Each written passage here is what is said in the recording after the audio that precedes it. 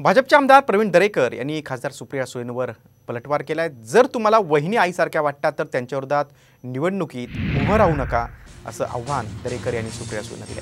भाजपनं आई समान वहिनीला निवडणुकीत उभं केल्याचं सुप्रिया सुळेने म्हटलं होतं, त्यावर दरेकर यांनी प्रत्युत्तर दिलं। दरम्यान आईने लेकी विरोधात उभं राहायला नको होतं असा टोला जितेंद्र आव्हाडांनी लगावला।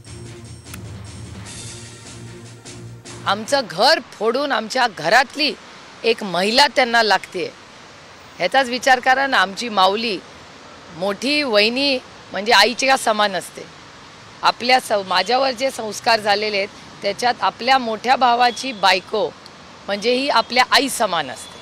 त्याच्यामुळे आमच्या आईला त्यांनी इलेक्शनमध्ये भारतीय जनता पक्षाला उतरावं लागतंय। विचार करा ना या सगळ्याचा। असा का नाही तुम्ही कधी विचार करत? जर तुम्हाला वहिनी आई समान वाटतात तर सुप्रियाताई आईच्या विरोधात उभं नको आपण राहिला। आईला त्या ठिकाणी आपण समर्थन दिलं पाहिजे ना।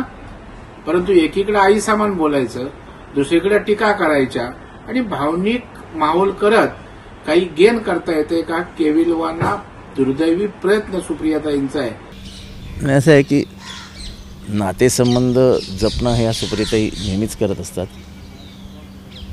आईनी पोरी विरुद्ध उभं राहायचं नव्हतं ना। पोरगी 3 वेळा खासदार आहे ना। पोरीनी आपले पाय रोवलेत ना।